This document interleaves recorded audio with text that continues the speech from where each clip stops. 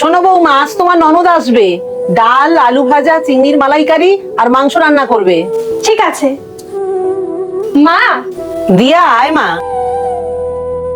দিদি ভাই, গরম গরম চা আর পকোড়াটা খেয়ে নাও। কতদিন পরে এই গরম খাবার খাচ্ছি। আমার শাশুড়ি মা বলেন আগে বাড়ির বড়দের খাইয়ে তারপরে নিজে খাবে। একটু গরম করে নিতে পারো না? সারাদিন কাজ করার পরে নিজের জন্য ওসব করতে আর ভালো লাগে না। তুই প্রত্যেকদিন ওই ঠান্ডা খাবারগুলো খাস, তোর শাশুড়ির খারাপ লাগে না? বৌদি, তুমি খাবে না?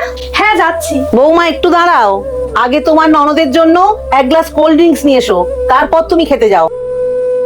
আনছি মা, যাও তুমি আগে খেয়ে এসো। আমি যেমন তোমার মেয়ে, বৌদিও তো কারোর মেয়ে। আমার শাশুড়ির ব্যবহার দেখে তোমার যেরকম কষ্ট হচ্ছে, ঠিক তেমনই তোমার এই ব্যবহারগুলো দেখলে বৌদির মাও কিন্তু কষ্ট পাবে। বৌমার আর মেয়ের মধ্যে পার্থক্যটা কিন্তু তোমাদের মতো শাশুড়িরাই করে। কথাটা শুনতে খারাপ লাগলেও এটাই কিন্তু সত্যি।